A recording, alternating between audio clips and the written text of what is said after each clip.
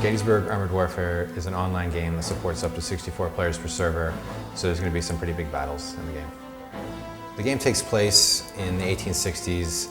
Basically, this mad scientist goes back in time to try to change the outcome of the Civil War, and he brings this futuristic technology back to 1860s era America to sort of change the outcome of the Civil War. Gettysburg Armoured Warfare is a real-time strategy action hybrid where the player can give orders to their units from above and then at any point in time take control of their unit and carry out the orders on the ground from a traditional third-person perspective.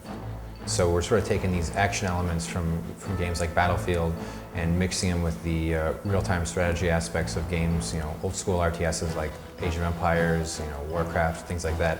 So it's really going to merge, I think, the best of both worlds in the game. The game is going to feature a range of weapons from traditional, 1860s era muskets and firearms and things like that to these like hybrid weapons that are sort of brought back from the future and sort of hodgepodge, mixed together with the technology of the day. So you're going to get this combination of futuristic technology and 1860s technology. It should turn out to be pretty interesting. In the game, we're going to have all kinds of units, ranging from light tanks to infantry to heavy tanks and artillery units, all the standard stuff plus a few surprise units. The game features an army builder where the player has points to allocate. For instance, a heavy tank costs about 1,000 points, and a squad of Civil War era soldiers would be 100 points. So the player has to allocate, the points where they'd see them most useful.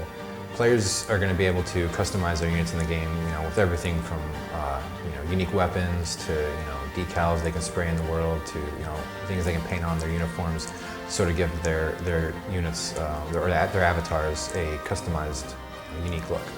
The game features a commander mode. There's one per side. He's sort of like the leader of the team in a sense. He gives the orders that get passed down to the squad level. So, players can implement these orders and they get experience points they can use to upgrade their avatar and to do these other things. So it's sort of an incentive for the player to play the game and not just run around and ignore the commander's orders. So the game's going to start out with 4 different levels, the most notable of which is probably the Gettysburg map. And we're going to be releasing more maps after that to sort of keep the gameplay fresh for the players. The game features several gameplay modes, the most notable of which is probably the command point control mode, which is a pretty standard mode. There's 5 command points distributed across the map and the players have to take control of them. If a team takes over all the command points, they win the game. There's also a few other gameplay modes. We can do everything from standard deathmatch type gameplay all the way over to capture the flag, to push type gameplay modes where you have to escort an object through the map to the objective at the end of the level to win it. So we're going to have all kinds of different gameplay modes in there. The players should be able to find one they like and really have fun with the game.